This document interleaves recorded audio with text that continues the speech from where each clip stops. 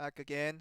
Just another segment here. After that commercial break, we saw kicks that comeback coming through from Dylan was good enough to win out against the side of Chaos Theory. But Chaos Theory was really close for them. Even that last ace match could have went their way, but it seems like the chip damage that was a little bit different from the 1v1 and the 2v2 we saw in the Southeast Asia region did work out in that ace match. Kind of an unexpected strategy that pulled forward for kicks in the end. Yeah, that's exactly what I was expecting, a lot more from all the teams. And I was expecting maybe we'll see some different decks coming out from two new teams as we had the team profile. First one, I believe, is the Bren Esports is going to be the team we're seeing here. Detective Hecka, Manny, Knoxville+Jail, and No Aim Side. These four players are going to be representing this team today on the blue side. Get used to these guys, as you probably will see a lot of it for another series of Clash Royale after we saw a long one that did end in a conclusion with kicks winning out against Chaos Theory. You'll see them back in Game 3 for sure, but for the time being, get used to Bren Esports because that's the team you're going to be seeing for the next series here. And AHQ will be the second team on to in the red. And these teams, of course, will have all four teams, and actually Bren Esports and KIX Kicks playing twice today because we have 3 matches available tonight. Let's see Xiake, Kangxi, YaoYao+ahq, and JerrySung. These four players are going to be the ones to represent AHQ. Of course, they're a very popular organization in general esports. We've seen them in different titles, but here we are there with them forming a Clash Royale team.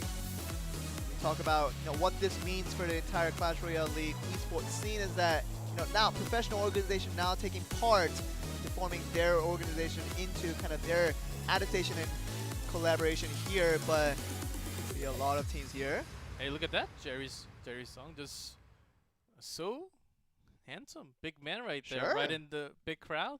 Right in the big crowd as he's the JerrySung, as he put it on the profile that one of the teammates actually very happy to be the teammate of JerrySung. I'm pretty sure he's a very popular player back in the SCA. Yeah. So it's going to be going on to here and see how these two teams do. We're going to look at one player each. The first player that will come for Bren Esports will be Detective Hecka for this 1v1. He likes the Miner, as do probably every other professional player here. Miner is a very often used card. He had to point it out as being the most favorite and the most preferable card. With JerrySung on the right, as you talked about, the guy that we have been looking out for, his favorite card is going to be right here. Baby Dragon is my man right there. Really not the favorite card for lots of players, I believe. One of the cards that's not really actually being used too much. I believe when Tornado was being used, we saw a few Baby Dragons, and maybe in 2v2 today, but Baby Dragon is not really the best card in competitive right now. Just because it serves more of as a tank than a real damage dealer, and you have to combine it with different cards to make it a little more effective, but just by itself it's so easy to counter, and anything that could just knock away will be the crucial here. But let's see how he utilizes the Baby Dragon with JerrySung here. It's going to be interesting to see in this 1v1. Once again, a best of 3 to decide the winner of this first set between AHQ and Bren Esports. And that's the thing. And after the first ban, we will actually have some time to build the deck. We have not yet seen the deck ban cards from both sides. Okay, we also got a confirmation that the first player is not going to be JerrySung. The subtitle did come in a little bit erroneously, and it's going to be Xiake instead of JerrySung as the first player up for AHQ. So a little confusion there, but it will be Detective Hecka versus Xiake for the very first match here. We have the ban cards though. Elixir collected from Xiake and Detective Hecka banning the Hecka. Okay. Talk about rhyming there. Hecka banning the Hecka. Sure. Let's get that one there. But big card being knocked off. We saw the Pekka being the kind of direct big card ban, but Xiake banning out the Elixir Collector means that no big cards are going to be easily played with the lack of extra Elixir there. I think Hecka is thinking of on his own way of pushing maybe the Giant, as we saw lots of, whenever there was a Giant in the first match, we saw the Pekka used for the extra bit of damage, also used as a push right after. Sure. And just knowing that Pekka will be banned, you can actually create lots of your damage, maybe even the bandit. A very good tool actually to charge into multiple targets. There are handful of counters against that Pekka, so going against with the ban. Now we'll be selecting the deck. So of course we can only speculate before we actually see the cards themselves, but banning at the Pekka, if it really is going to be the giant deck that he's going to be looking for here with the Detective Hecka, it won't really be a problem with Elixir Collector being banned now, because Elixir Collector does not really relate to a giant being played. It's mostly due to Lava Hounds and kind of the 8-7 Elixir cards with the Golem as well, but something like the Giant with only 5 Elixir is not going to be the biggest priority going forward here. Yeah, when we had the old, I would say the old meta deck with the Double Prince with the Tornado, there was an Elixir Collector in it most of the time, but not anymore with the Tornado basically being gone, replaced by Poison Spell, which does not have the Elixir Collector. I think that's the perfect one to actually use in this match. Yeah. It was nerfed a little bit after the balance update just now a few days ago. But still, we saw it very effectively used in match number 1 between the two teams of Kicks and Chaos there. So maybe they will have some similar decks coming in match number 2. We're going to see the two teams with Detective Hecka and Xiake just trying to build their decks for the very first game, knowing that the bans that came through was the Pekka and also the Elixir Collector. We'll have a little bit less options for kind of the big cards that was played mostly throughout our first series between Kicks and Chaos Theory. It's going to be these two teams kind of being limited to play less of those big cards, or maybe kind of unexpectedly they might still bring out the big guns, even through missing out on the Elixir Collector and even the Pekka being gone as well. Xiake from Taipei, Taiwan. Of course, maybe we had the different CG up there because we had the wrong player name for a second, but his favorite card is actually Skeletons. Okay. Very Skeleton. low cost. I love it. Low cost delays so much, especially against something like a Pekka. Yeah. So it's going to be his Skeleton. Well, that's going to be very interesting to see how that's used, because it's more of a utility tool rather than a big game changer. It feels like for mostly things used mostly for defensive efforts, really not for anything to chip out any damage. Obviously, with being so frail, not to pretty much anything. Seems like the players are starting to get ready. The headphones are on, and Xiake is just connecting his earphones onto him as well. Just getting ready. Detective Hecka, can he find the clues to what Xiake is going to do in this game? It's going to take some time. It may take a game, but it can't take 2 games. If he drops 2, he's gone. I wonder what Xiake is thinking of when you ban out the Elixir Collector. What kind of deck are you really going for? Are you going to just go for the chip damage, really limiting your opponent to not play the big cards and to play against your strategy, or is it going to come out with a surprise pick? Even banning out the Elixir Collector, I can still play the big cards, and maybe Detective Hecka won't think the same way. So really just kind of a lot of mind games here with just banning out the Elixir Collector. Is kind of an interesting proposition to what deck Xiake is just going to bring out in this next one here. Hey Joel, I'm still waiting for some structures like the Modal, the Expo as our favorite. Expo is my favorite with the Tesla Tower, I think. Just waiting for that structure right now. Okay, we're going to see if we get to see those structures here as we do begin the game between Detective Hecka and Xiake. Good game already being called as the game just started. So Xiake just going to summon the first Skeleton Barrel here. It's already being dropped. Great reflex onto the Miner. Okay, the Miner is just going to be out some damage. Poison's going to be knocking off initial strike attacks here. Miner's going to be summoned on the other end of things. Minions summoned very reactively, so not a really big problem there. The Skeleton just dropped from the barrel. It's going to be exploding with the Ice Golem there. Good amount of damage trade. Now actually spawning 7 Skeletons instead of 6. There was a slight buff onto the barrel. So in addition to the poison, he does have the log available with Xiake to knock away the Goblin Gang there. Once again, with the Executioner as a perfect defensive tool. Easy time taking care of the Skeletons here. Even taking out the barrel and the Skeletons that summon from it is going to be easy for the Executioner.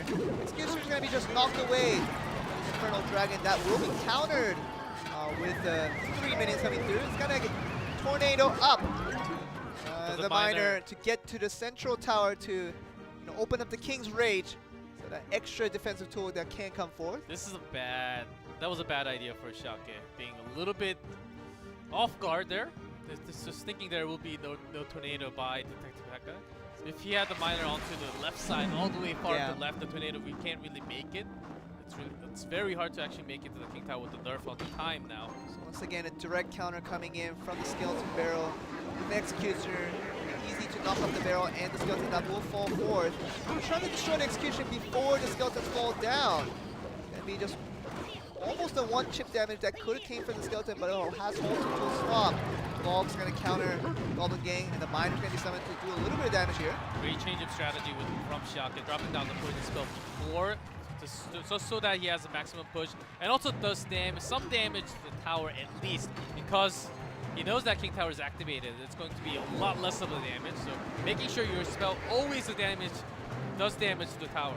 Okay, we're gonna see the mirror being represented for the first time, summoning 2 executioners against the Mega Knight that has been summoned from Xiake.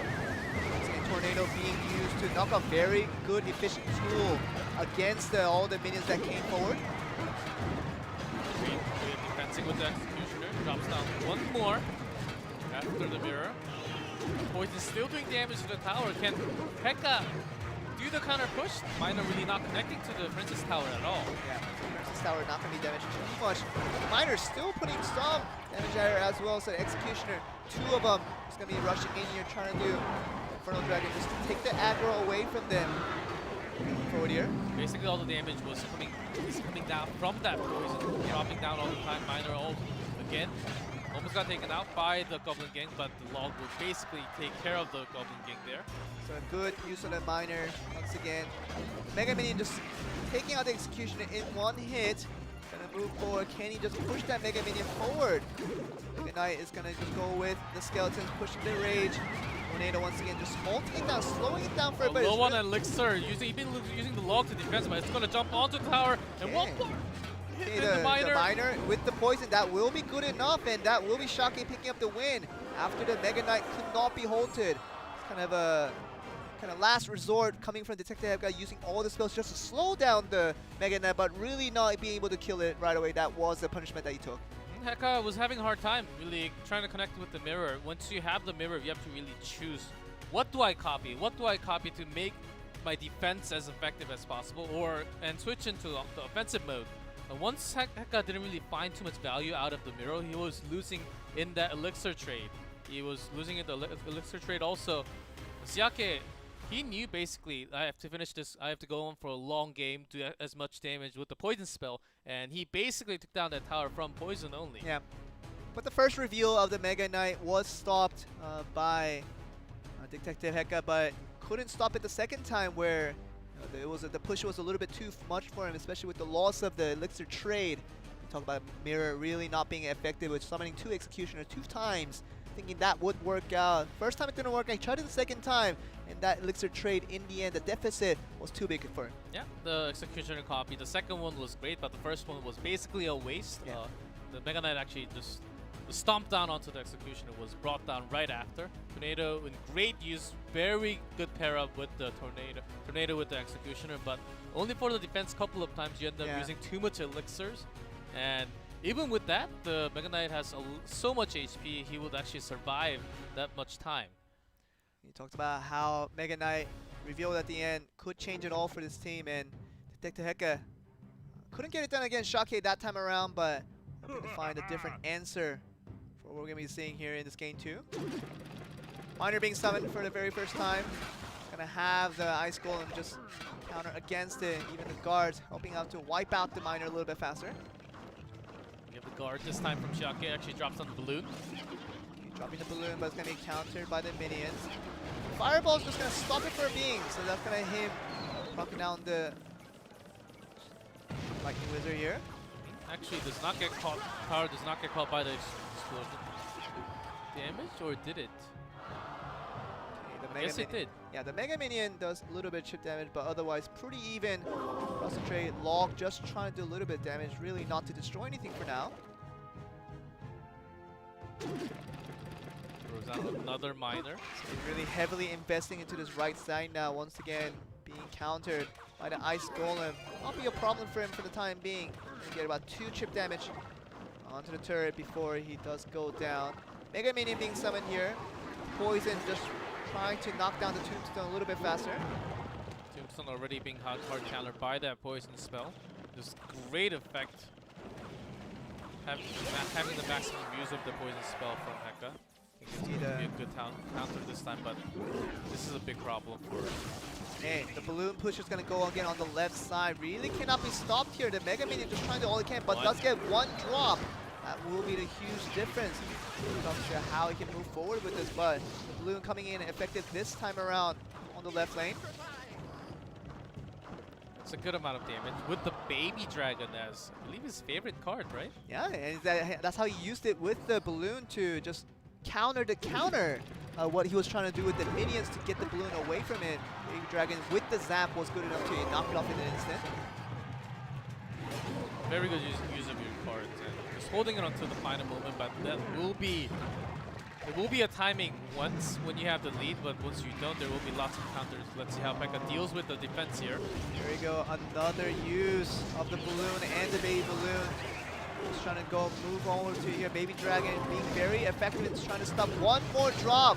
That's going to get him into a very nice advantage. One more fireball, I think, on to do it. So he's just waiting for the rotation or trying to stall this as much as he can before that rotation comes through. And that's why Xiake is putting down that Inferno Dragon already onto the right lane there, as he just has to defend that one.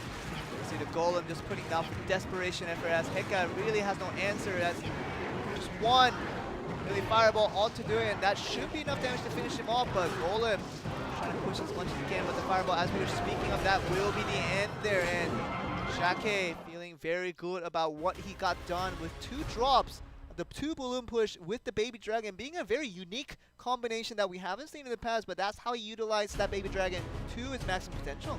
Great counters again. Just knowing the rotation and understanding how the cycle works for Hecka.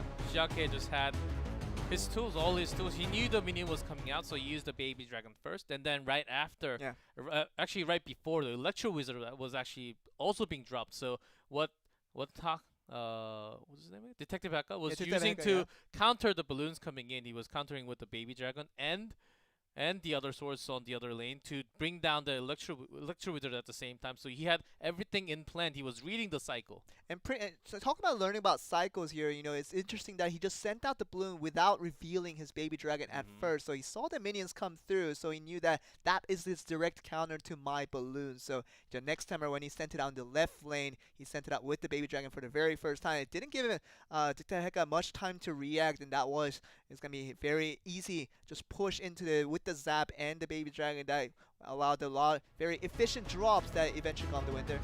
And he was also dropping the log because he knew there are not too many ground units to actually counter against. So dropping the log could do some damage to the tower.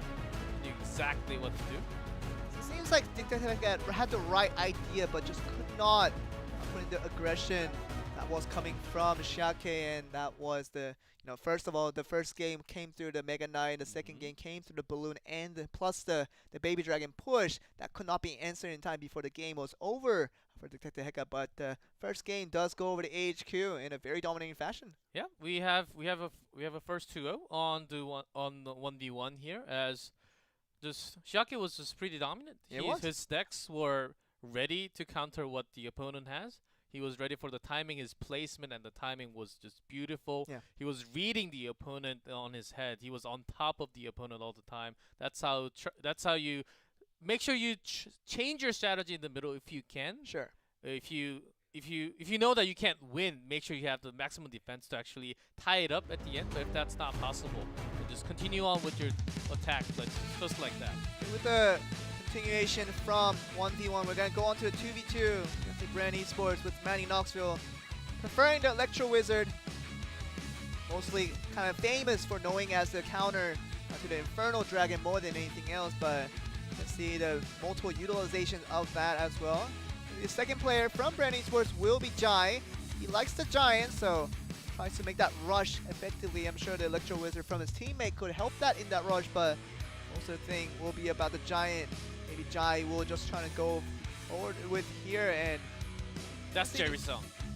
Yes! Maybe the JerrySung, and it was going to be So it was JerrySung who likes the baby dragon, and it actually wasn't Xiake. Oh! So we got to remember that. We talked about the mistake coming from the overlay was That's right. JerrySung liking the baby dragon, not Xiake. But maybe Xiake learned a few lessons from JerrySung. It's kind of our understanding of how that baby dragon was really expertly used there.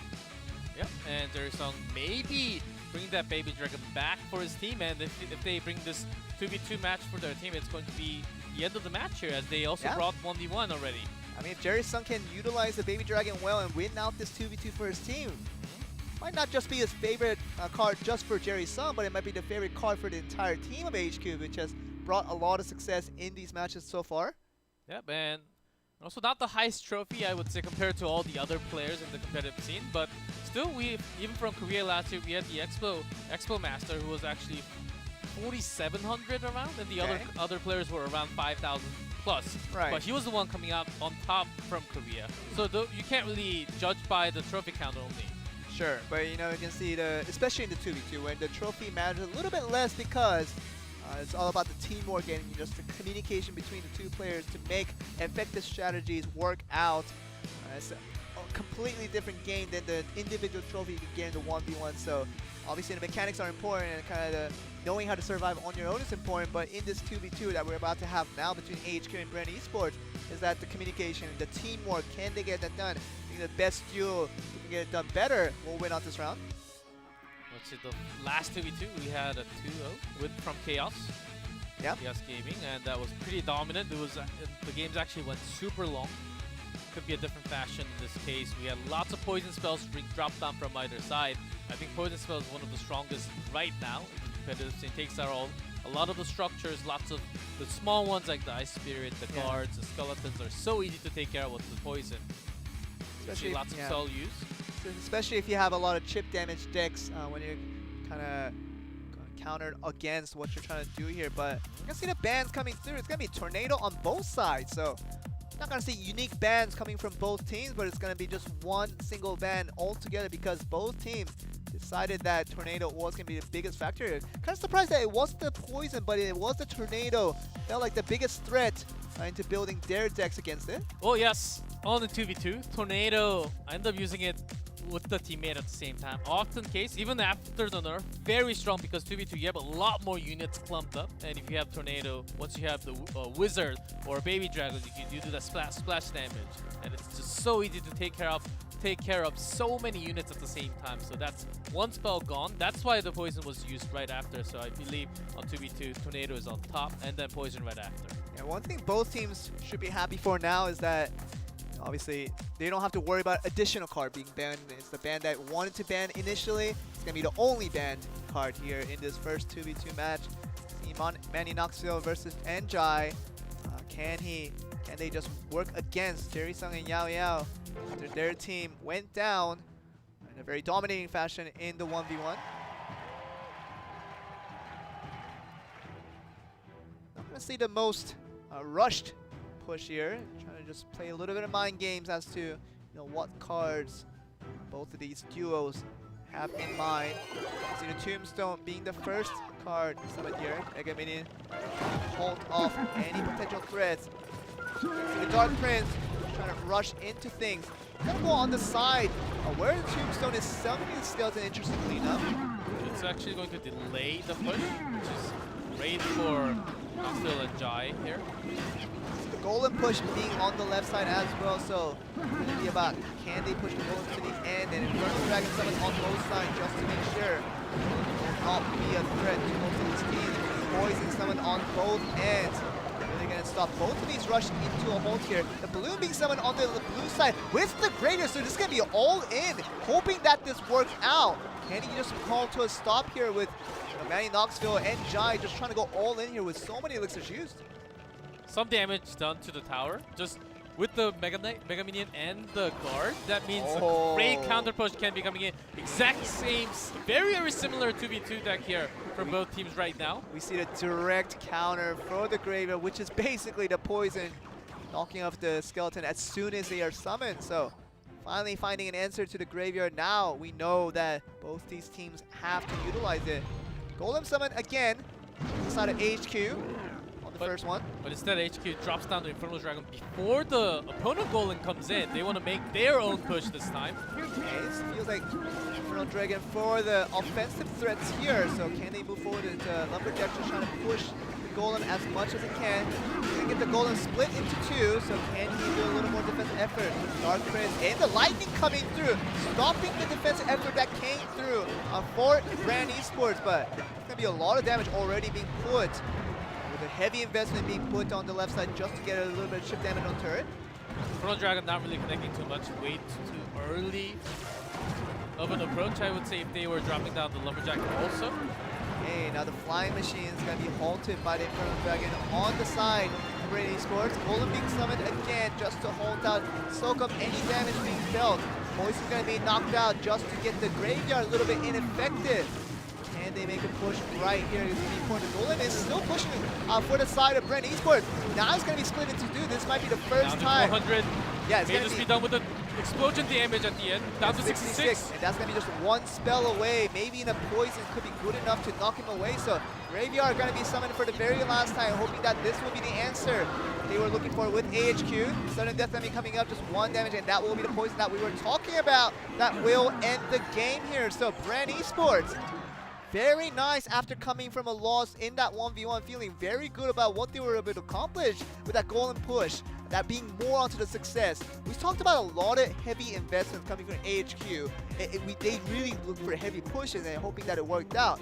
The last one with the golem was really, really heavy and it didn't work out to too much damage. Got the turret down to maybe 1100, but maybe on the other end. Losing so much elixir gave so much time for Bren Esports to make a counter push that would seem to be a little more effective in the end. Bren Esports actually dropping down Poison and the Graveyard together. Of course, the Graveyard was kind of countered with the Poison from AHQ right after that, after a few seconds, but they were dropping down everything to make sure their golem actually connects to the tower, does some damage at least, and they actually brought down all the way to 66.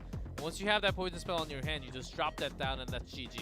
Yeah, it's just a Graveyard and Poison combo. It's been pretty scary because as soon as you summon the Graveyard, you think you can just counter back with all this chip damage that come from maybe summon a little bit of skeletons on your own, summon anything that can just wipe out all these little annoying skeletons that are coming up. But when you have the Poison on that same level, it's just really hard to get any units onto that plate trying to knock off the skeleton when everything is getting killed on your own side. Yeah, it was very tough for HQ to defend when there were double Dark Princes coming in and your guard can't really do a thing. When the first Dark Prince will actually get all the shields down, and then the skeletons will basically be falling right after the second one hits. And then the push was pretty good with the splash damage, and the way Bren Esports actually made that push with the golem was just so effective, with the spell also right on top.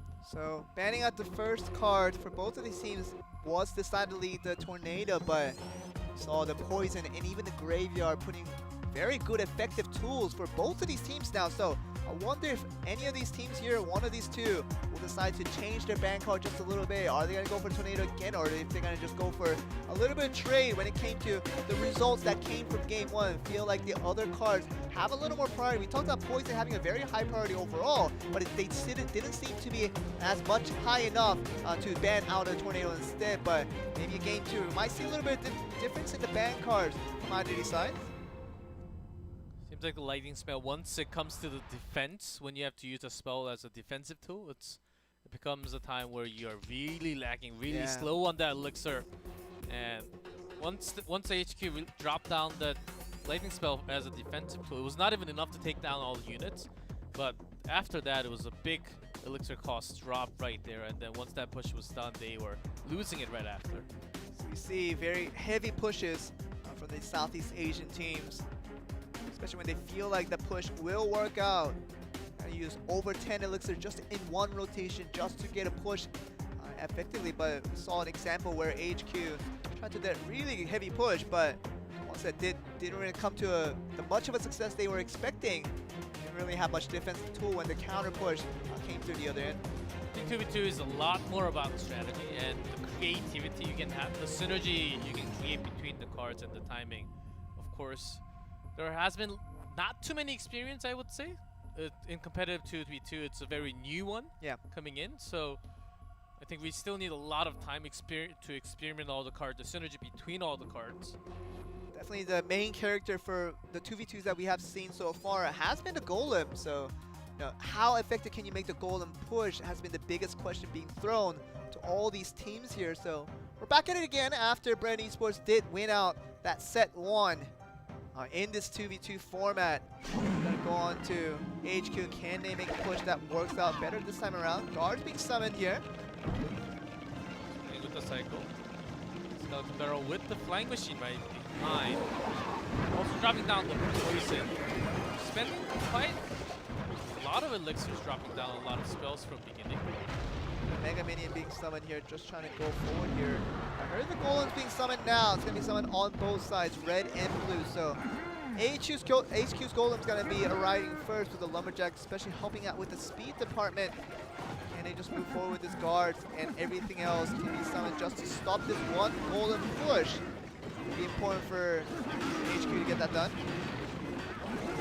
Double Dark Prince taking out the Golem from the bottom. Infernal Dragon actually does the most damage onto the top Golem. It's going to be a trade. Good Lumberjack drops on the Rage right there.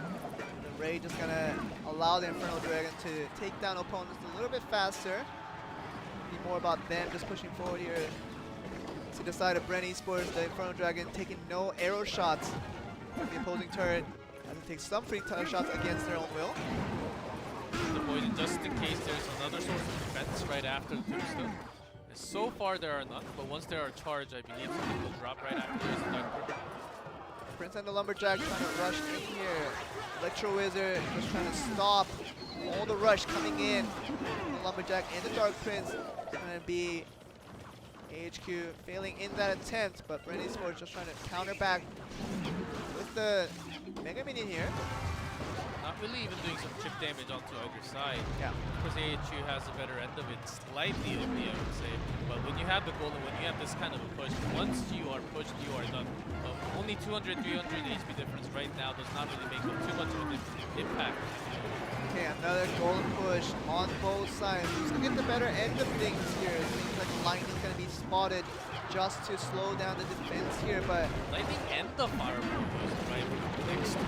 Heavy investment just to stop that Golem push, but you see the blue Golem still moving forward for Bren Esports. We're going to see the balloon for the very first time. Is he going to make that push a little bit more surprising that we didn't expect?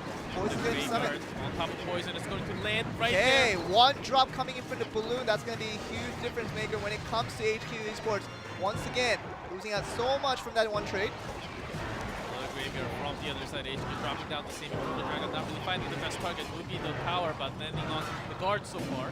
Okay, we're getting to the sudden death here. The Poison and the Fireball should be enough to finish it off here. The Graveyard now even being summoned just for safety. Trying to make sure this goes well for them. Just a few hits from the Skeletons all to do it. Dark Prince trying to help out. One more hit, all to do 26 HP, and that will be Bren Esports. Very successful after that very sneaky balloon push that was not revealed until the very end. Got that one significant drop that got them into the very advantageous position to push at the very end with the Graveyard. AHQ had lots of units that was doing single damage only. Once they had the Graveyard as a distraction so that balloon actually goes straight in, took about half of the HP out, but gets that one drop that was just enough. And once they knew that we're going to overtime and the tower HP was not the most, and once you have all the spells with the poison, the zap even activated the King Tower. They knew that they were going to win. There was no way. Of course, there are ways of coming back, but in this type of format on 2v2, once you have all the spells, they knew that they had the game in their hands. They had poison, they had fireball, they had even the Graveyard just to make sure 20 HP was knocked every time a skeleton takes a strike. But they had all the spells available just to make sure that was guaranteed. That one drop was the difference maker coming from the balloon push at the end. So very good of Bren Esports to being patient until the end, just waiting for the right opportunity to get that balloon out, which was very successful into getting them the win here. And we have 2-0 and 2-0, and comes down to set points 1-1 now. We're moving on to the ace match very soon. Of course, I think we are jumping into the highlight, as this is our first time joining up with the production, and it's going super fast today. Well, you're right about the highlights. We're going to see a replay what the players have shown us. Seems more dominating for the side of Bren Esports in this 2v2 format. As we saw the push, that balloon was the difference maker you saw over there. All they needed was just one drop. There you So that's all that was needed there. The Golem wasn't even stopped halfway there as well. So they kept the same, I believe, same exact deck from Bren Esports. AHQ actually changing it up. No Flying Machine the same in the second game. There it is. Actually, right this there. is the Flying Machine in the second game. So both teams are actually keeping the exact same one. So the Golem really wasn't the difference when it came to both teams really likening that deck itself, but it has been more about, you know, how they can push forward with the kind of the unexpected cards we saw in game 2, especially with the balloon coming from Bren Esports was the difference thing that got them the win at the end. But like I said, a dominating position for both of these teams, 1v1, very heavily going towards HQ.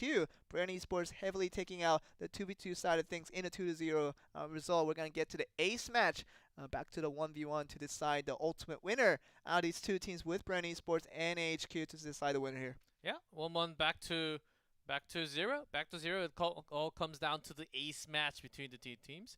Last time it was Dylan playing twice. Maybe we'll have a new player with the hidden card, with some strategy, with some crazy deck coming out. We see lots of Lumberjacks and even Balloon as a hidden card to actually do direct damage onto tower. It's been connecting pretty well. Sometimes it's very hard, especially against some structures. Yeah. If there are, I'm always talking about the structures because we don't really see too much because there are so many poison spells being dropped down. Sure. Right now, but I mean, it's difficult when you have the poison spell being such a strong spell right in the meta.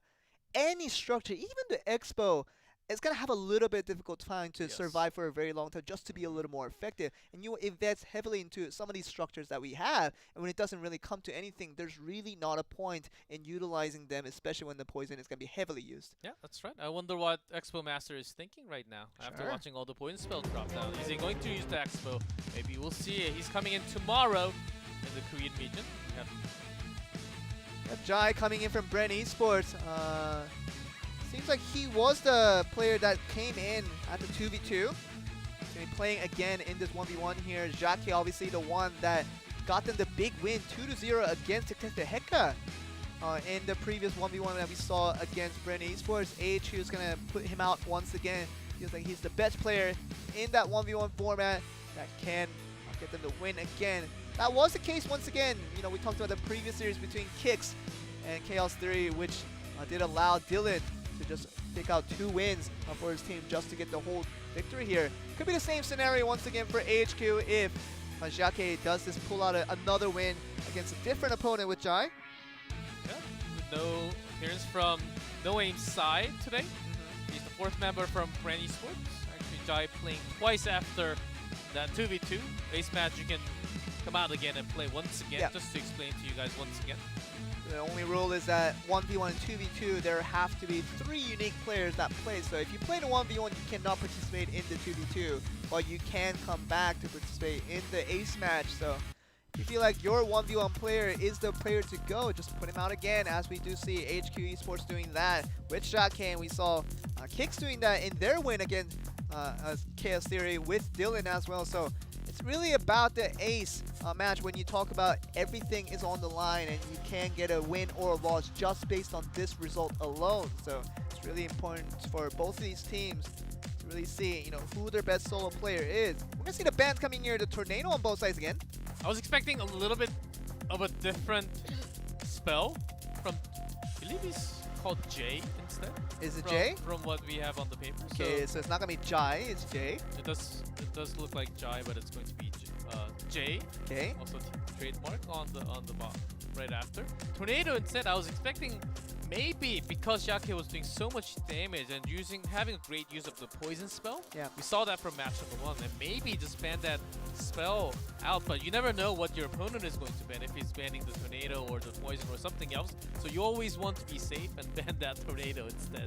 But at the same time, if Jaii really likes to use the poison on his end of things, he doesn't want to ban it away, so the fact that he can't use it if he's banned out, so he wants to keep his deck a little more flexible to a point where, you know, he can ban out the tornado. He feels like he doesn't have the biggest use for it, but he's going to be punished if he doesn't ban it on the other side. Feels like he wants to keep utilizing the poison, maybe even We're gonna see a very heavy use of that spell. We talked about, as the season just began today, we're kind of just asking the question about, what is kind of the strong cards that most players are going to be utilizing here, kind of prioritizing. It seems like Poison has been coming out as a very popular topic of question.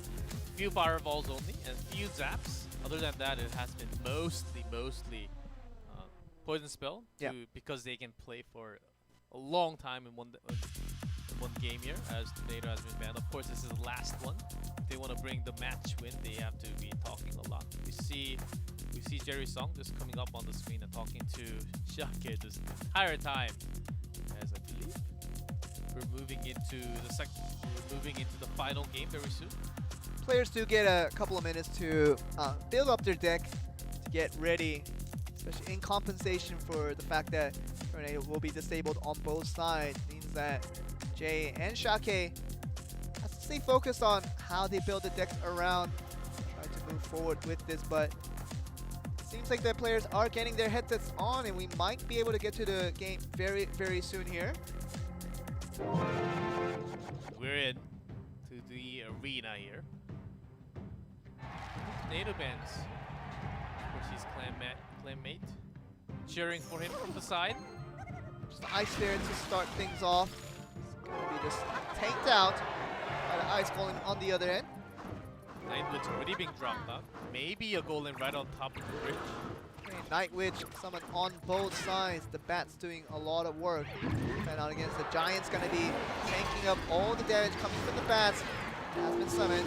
And versus the Pekka, the Pekka just wins over the time. The damage is insane. Yeah, and the Pekka you see hasn't taken too much damage from the poison as well. The Graveyard being summoned here, along with the Pekka Rush. Can he react to this in time?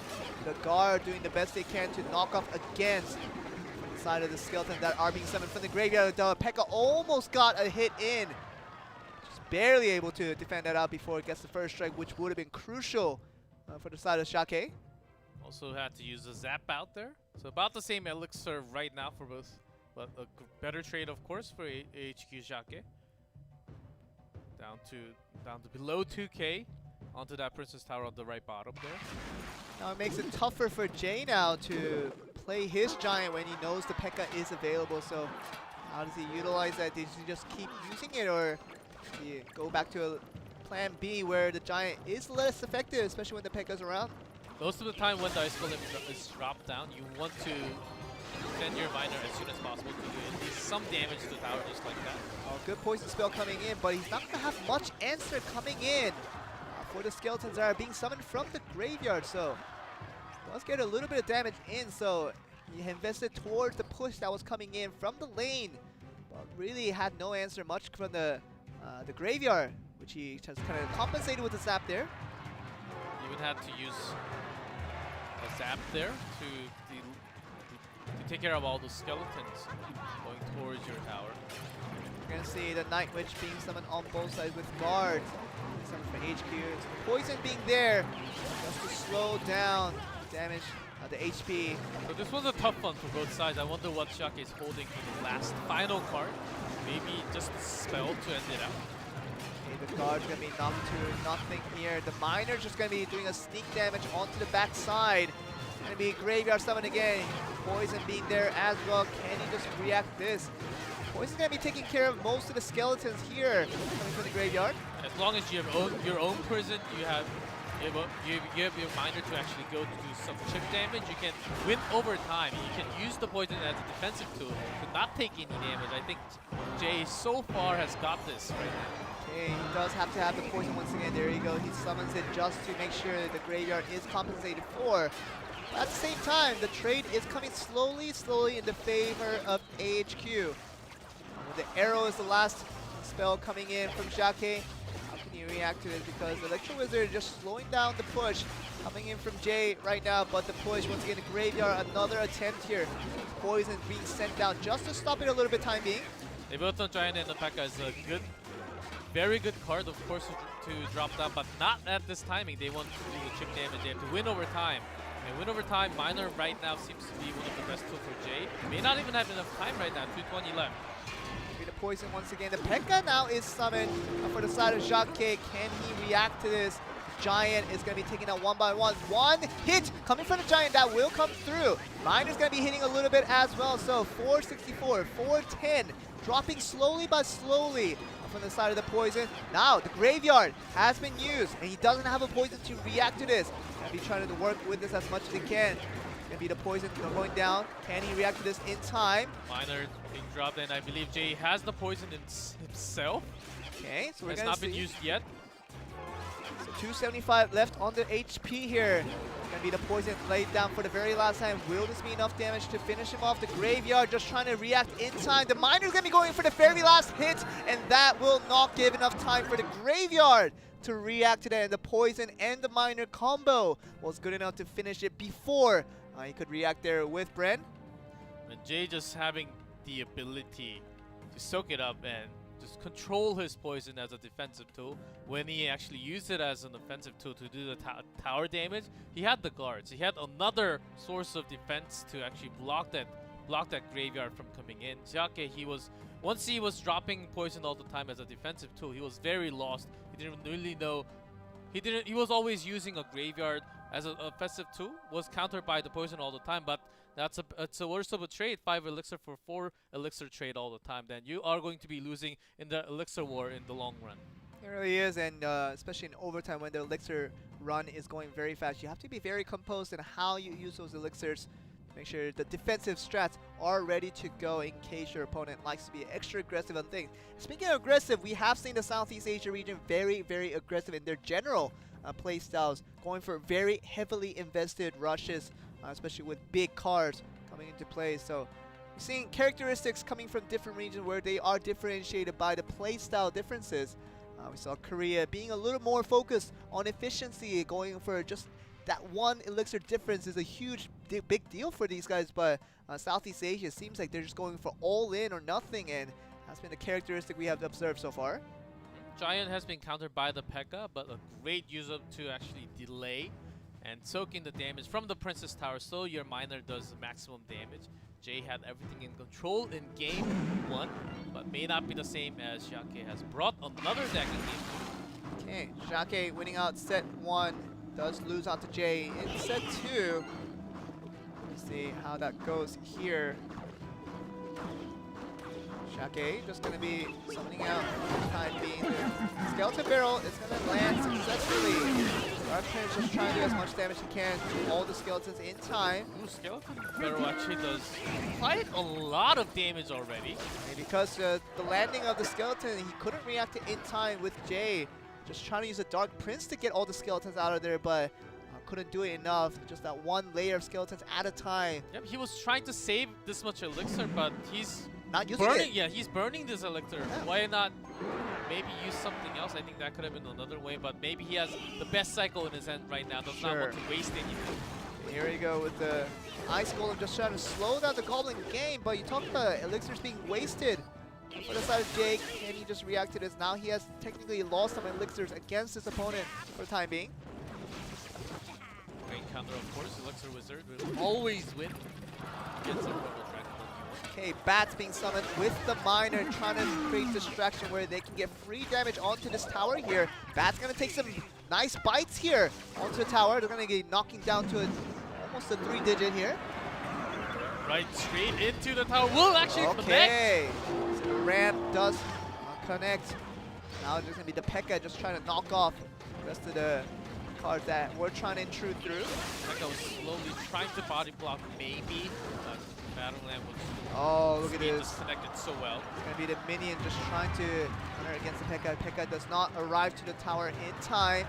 Gonna go into the double elixir in that last 1 minute mark. See what the players can do with their situations here. The Miner gonna be summoned with the Goblin Gang. He's gonna go for a few damage instead. It's gonna be aggroed by the Dark Prince. Bandit just gonna go for all the clearances here. Gonna go for another ram here. This man Manny will just get taken out from the Hecka. Single damage, gone, and Electric Wizard taking out most of them. Oh, look at this Pekka though on the left side. It's not being answered for a Skeleton Barrel is the first one on assignment. The Miner coming in to force a little more aggro as the Poison just trying to answer for it, but it doesn't seem like anything's gonna come through. But the second strike does not come into from the Pekka, which saves Jaii a little bit of time to move forward, but that's still already a huge loss. There's a charge from the Ram and the Barbarians and the Dark Prince on the tower. This is the maximum push. Zap is trying to delay, but this is doing so much damage onto the tower. Oh no, just one more hit. Could have done it. Dark Prince, just one more hit, and even through the Pekka rush, he saved his elixir for his final push, and that was the Dark Prince with the Electro Wizard that could not be stopped by HQ Xiake in time. And Jaii, he will bring the win for Bren Esports Yeah. in the final ace match. 2-0, 3 2-0s actually in match number 2 tonight. Quite impressive from both teams, and Jaii just having the better elixir usage.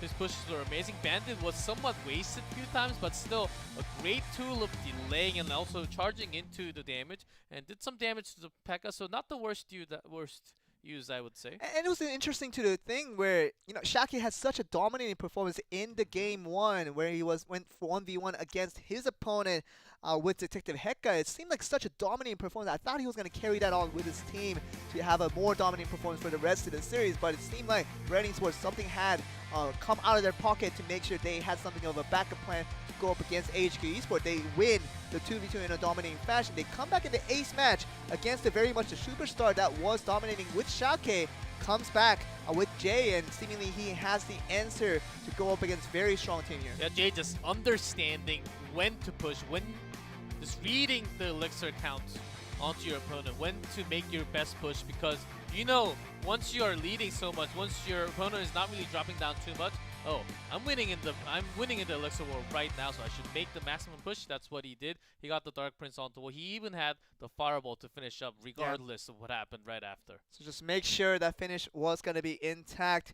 Was very good coming in from Bren Esports, which I thought was going to be falling behind after that 1v1, but they came back strong in 2v2 and eventually in the ace match to get the win there. So a very nice win for these guys to see how they do. But I think we're going to be going to a closing once again, to a short break before we return for the third series. And I think I think we have the interview. Oh, we do have the interview before we get there. Don't think we're going to have the translations again. Bren Esports for the win. We're going to be going through here and seeing how they do. 这边有问题哇，刚刚打的 Do have the English translations now, so get to hear from these guys to see what they have to say. 跨别这么久再来台湾打比赛的感觉怎么样？第一个问题，对。So I'd like to ask Hecka first. How is it like to be in Taiwan again for such long time to play? It's good to be having him here again because of the Clash Royale. It's really having fun having. Yeah. 很高兴来到台湾，可以因为 Clash Royale 来台湾是件很棒的事。是。那第二个问题的话，想问两位 ，for 了team player， 他们在东南亚是相当强的双打选手。那目前 case 我们觉得是联盟里面最强的一组双打。那平常是怎么样练就这样子一个双打实力 So Alex, the player who play 2v2, you guys are probably one of the best team in the South Asian players. So how do you do trainings in regular days? We actually are training in our room, and way back in the Philippines, we're currently having a monthly tournament called Mobile Esports Arena for 2v2. That's why we're quite ready for 2v2. 我们平常都是在做 2v2 的训练，在菲律宾有一个专属的训练室来做这件事情，所以可以做得很好。对，那最后一个问题 ，last question for Jaii 的 last game 打得相当好，对上侠客。那看出来其实过程是相当辛苦的，对。后面是怎么样扭转这个局势？那时候还是说一切都在你的掌握之中？ For Jaii, you actually went through a really difficult time the last game. So did you turn out to have a luck to win the game, or everything was under control?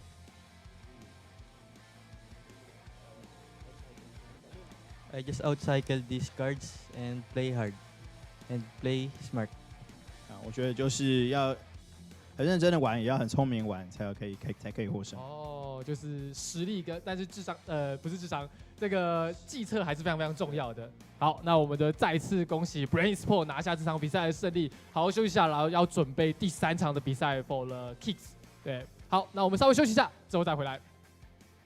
So that was the interview with Bren Esports picking up that win. Very much a comeback after losing the 1v1 against AHQ Esports. But like I said, very simple words coming from this team from Philippines. Yes, play smart. Play hard, play smart, and play strong. And basically all the words that we've known, but we haven't realized yet. These guys have realized it, and they pick up the win against HQ. They take it to the next level, and the reason why they were able to come back into the game because they have the 2v2. Okay, we're going to go to another break as we were going into earlier. We're going to be back after the very last series will come through. So stay tuned. We'll be right back with the last series of the day.